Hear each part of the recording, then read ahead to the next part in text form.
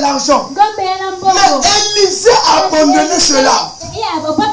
Pourquoi? Parce qu'il a écouté la voix de son père spirituel. Il a dit, laisse-moi le temps d'aller dire au revoir à mes parents. Bien aimé, c'est pour te dire, les parents d'Élisée, Élisée l'a respecté beaucoup.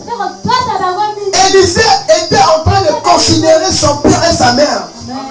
Mais il savait, ce que je peux avoir, c'est mon père spirituel, mon père biologique, ma mère biologique ne peut jamais me le donner. Je dois être soumis à mon père. Je dois faire la volonté de mon père.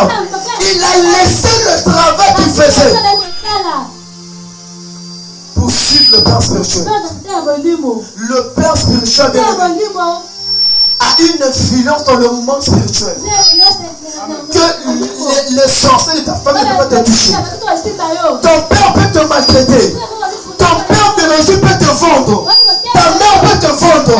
Mais ton père spirituel, si tu le respectes, si tu l'honores, si tu fais sa volonté, aucun sorcier ne peut te toucher. Voilà l'importance de la paternité spirituelle.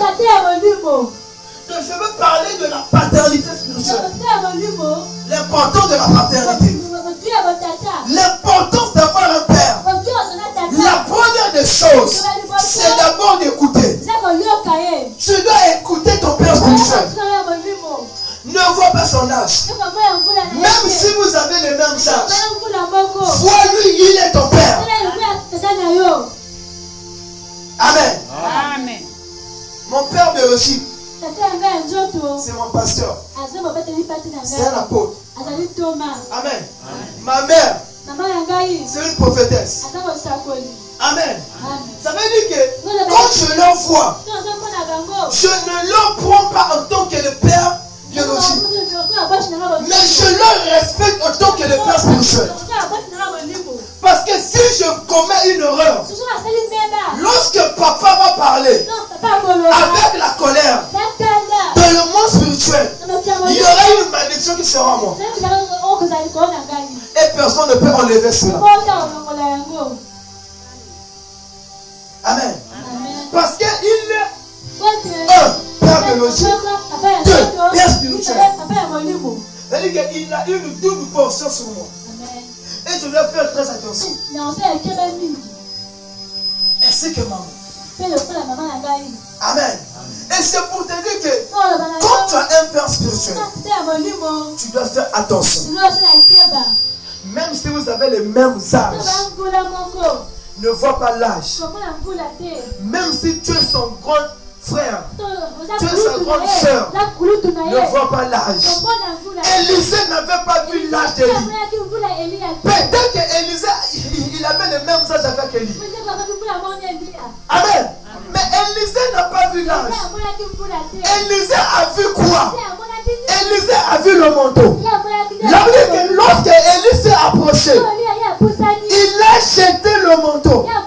La chose qu'Élisée a vue, Élisée n'a pas vu Élie, mais Élisée a vu le manteau. Donc lorsque Élisée a vu le manteau, Élisée est rentré dans la dimension prophétique. Il dit que ce manteau que j'ai vu, c'est le manteau qui va changer ma vie. C'est le manteau qui va changer l'histoire de ma famille. C'est le manteau qui va changer mon commerce. C'est le manteau qui me donnera la puissance. C'est le manteau qui me donnera l'autorité contre les sorciers de ma famille. Si Élisée avait vu Élie, il ne devait pas s'approcher. Mais Élie a jeté le manteau. C'est pour dire à Élisée, si tu suis le manteau, tu auras la vie. Mais si tu me vois moi Élie, tu n'auras pas la vie. Ne vois pas ce que moi j'ai, mais vois ce qui est en moi à l'intérieur. Vois ce que j'ai jeté. Ok, Élie avait laissé le manteau. Il avait fait le choix. Il a dit qu'il a dit à Élisée, tu dois faire le choix. Mais moi je te dis de prendre le manteau. Voilà pourquoi la Bible dit, l'Éternel dit, je vous donne deux chemins. Il y a le chemin de la vie, il y a le chemin de la mort. Il y a la malédiction, il y a la bénédiction. Mais moi, l'Éternel, je te dis de choisir la vie. Je te donne de faire le bien. C'est ce que Élie a fait. Il s'est départagé. Il a dit que je suis Élie. Je suis un homme naturel. Mais la chose que toi tu dois suivre, c'est pas le naturel en moi. C'est le manteau que je t'ai donné. Le manteau que j'ai jeté. Et lorsque Élisée a vu le manteau, Élisée est rentré dans la révélation. Bien aimé, sois une femme de révélation. Sois un homme de révélation. Et tu verras que le Seigneur va marcher avec toi. Quand tu vis dans la révélation, l'échec sera loin de toi. Quand tu vis dans la révélation, les choses vont te marcher. Pourquoi? Parce que tu ne seras plus une femme ordinaire. Pourquoi? À cause du père que tu es en train de suivre. Ton père n'est pas un homme charnel, mais ton père est un homme spirituel. Parce que si on appelle l'homme de Dieu, on l'appelle l'homme de Dieu. C'est-à-dire qu'en lui il y a Dieu. Et quand tu vas suivre ses instructions, tu ne suivras pas les instructions charnelles, mais tu suivras les instructions où Dieu va te donner à travers lui. Et lorsque Dieu insulte quelqu'un, ce n'est pas pour le siècle.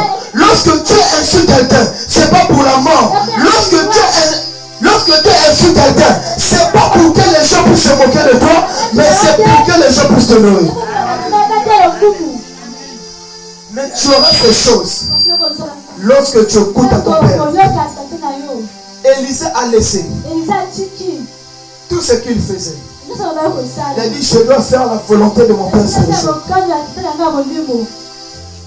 Il a laissé le travail que son père l'avait donné. Mais ton père peut te donner tout. Ton père biologique, il peut tout te donner. L'argent, les voitures. Mais quand la mort va rentrer en toi, ton père biologique, ta mère n'aura pas la capacité de chasser cet esprit de mort. Quand la maladie va germer en toi, les problèmes vont germer en toi, ton père te dira, va chercher un pasteur, va chercher un père spirituel, il priera pour toi et tu seras sauvé.